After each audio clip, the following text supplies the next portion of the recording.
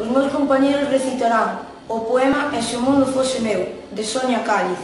Ollos novos a xente, para que todo lle parecese diferente, quizáis daquela e por fin comprendería que ás veces non se comporta como debería, porque un só sería partidaria de lles dar ollos e oídos solidarios.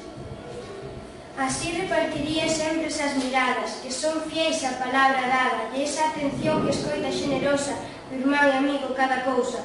Se fósemos quen, polo menos un instante de encontrar distinto e interesante, no canto de cismarnos teimosa e cegamente en creer que o mellor os está na nosa mente. Quizás a variedade no canto de asustarnos sería un bo motivo para ilusionarnos, e no canto de rifar, sen ton nin son, lanzaríamonos sempre de amar de corazón.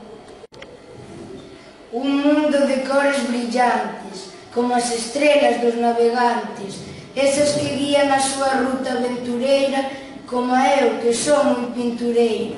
Xa non sería en branco e negro este mundo, seno multicolor, como os mellores rumbos. Gustaríame tamén porlle tanta luz o lugar onde agoches a cabeza avestruz, que sairía da terra convencida e valente, para lle plantar cara a vida e máis a xente. Nas paisaxes tristes da fame e da pobreza pintaría todo o mellor da natureza. E nas vaguas de dor dos meus irmáns quedaría pegada a pintada das miñas cálidas mans. E sobre o lenzo xigante do planeta salpicaría todas as cores da miña paleta. E distintos, iguais e mesturados, no arco da vella comeríamos xeados.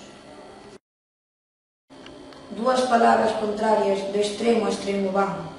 A primeira produce feridas que a segunda curará. Se todos estamos unidos, unidos na verdade, nunca nos arrepenteremos de loitar pola paz.